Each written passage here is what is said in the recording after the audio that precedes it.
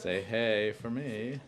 I think this demonstrates an international consensus about the urgent need for North Korea to abide by its international obligations, to get right with the world when it comes to its nuclear weapons ambitions, and in doing so, to begin to end the isolation that the government and the country of North Korea has found itself in because of its pursuit of nuclear weapons. That change, modest as it has been, will inform the vote the Senate takes. Wow. Well, the DPRK will achieve nothing by threats or provocations, which will only further isolate North Korea and undermine international efforts to ensure peace and stability in Northeast Asia. We have urged the North Korean leadership to heed President Obama's call to choose the path of peace and come into compliance with its international obligations. Legislation based on some of the ideas we'll hear today. So the approach that we have taken has failed.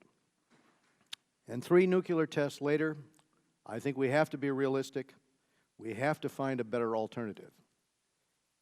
A failed approach to North Korea doesn't result in just a more dangerous situation on the Korean Peninsula. It, in fact, has resulted in a more dangerous world. And for your leadership in addressing the North Korean threat, I hope that China will not do what it's done in the past and agree to sanctions and then just erode those sanctions so the sanctions really never took hold.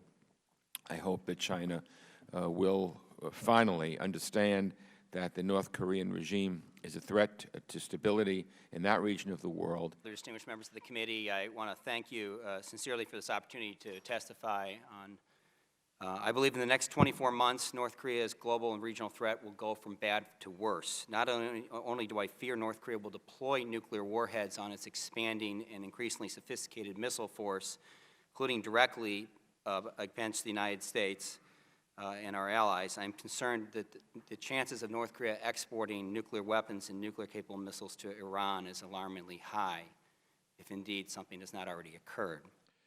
Well, thank you very much, Mr. Chairman. I'd like to thank